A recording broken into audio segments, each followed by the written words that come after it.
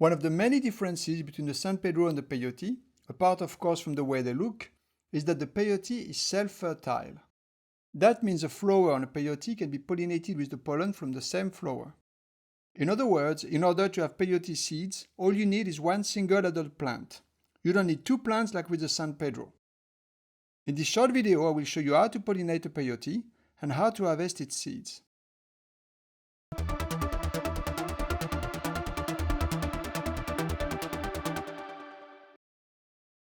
Pollinating a peyote is best done in the morning when the flower is fully opened. In the afternoon, it is half closed, which makes it a more difficult task. Just like for the San Pedro, my pollinating instrument of choice is a Q-tip. Look at the other side of this one. I've removed some of the cotton to make it thinner so that it fits better inside the small peyote flower. Your job is going to pick up some of the pollen from the anthers. They are the yellow things that surround the stigma, and then brush it onto the stigma. As I am touching the anthers to collect some pollen, look at the way they react. They immediately curl up towards the stigma, depositing their pollen onto it. Quite a fascinating sight really to see a plant react so quickly. So you could just leave it there and the plant would probably be pollinated. But to increase the chances of the flower turning into a fruit, you gently rub the Q-tip against the stigma to deposit some pollen onto it. If the flower has been successfully pollinated, it will close itself on the same day. If on the other hand the pollination did not work, the flower will stay alive for a few more days before wilting, opening every morning and closing every evening.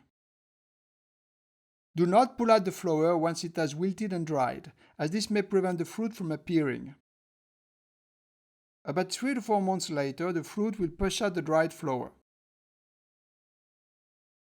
The fruit will look like this. It is pink, and due to its small size, it will not contain many seeds, which is one of the reasons why peyote seeds are much more expensive than San Pedro seeds. Collecting them is much more labor-intensive. Here the fruit has not come out completely. It needs to be fully out before you collect the seeds.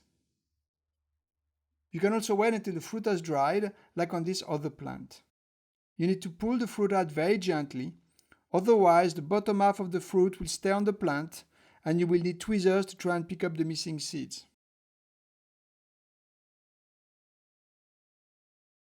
The majority of peyote varieties are self-fertile, but there are some that are self-sterile, which means your plant may require another partner to make seeds.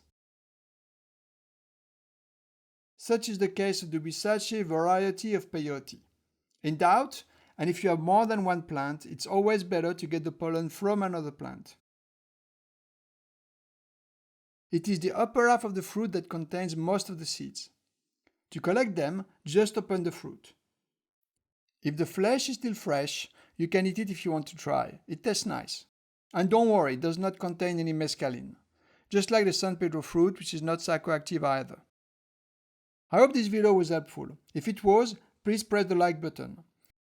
For more video tutorials on the peyote, as well as the San Pedro, make sure you subscribe and check my other videos.